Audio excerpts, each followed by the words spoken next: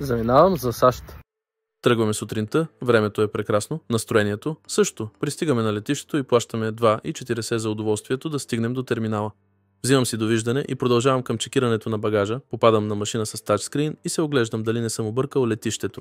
Чекирам багажа, избирам място и получавам бордните карти, отправям се към охраната за проверка на личния багаж. Минах проверката и вече съм в безмитната зона. Мога да кажа, че вече се усеща като европейско летище. Докато чакам да стане време да се кача на самолета, реших да си взема една минерална вода за 4,50. След един час чакане, огладнях и изядох една вафла. Проверих дали външната батерия е заредена и стана време да се кача на самолета за Франкфурт.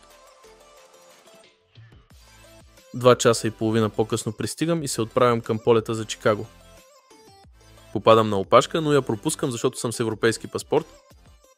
Виждам, че и Айнщайн също си чака полета и продължавам към втората проверка за документ за пребиваване в САЩ.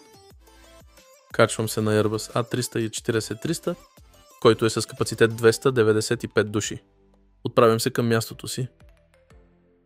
Включвам самолетния режим и излитаме. Нося си мои слушалки, защото тези, които ми дават, не са с добро качество на звука. Избирам филм, пия едно кафе и чакам да донесат храната.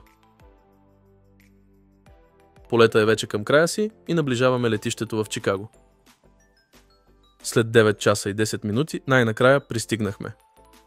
Предстои паспортна проверка, която мина доста по-бързо от очакваното. Трябва да предам багажа на служителите за последната дестинация – Синсинати, и продължавам към влака, който трябва да ме закара до моя терминал. Пристигам в Охайо, взимам си Uber, който ми струваше $60 за 43 км. Но това ми е единствената опция за транспорт. И най-накрая пристигам. Последвай ме за още подобни видеа.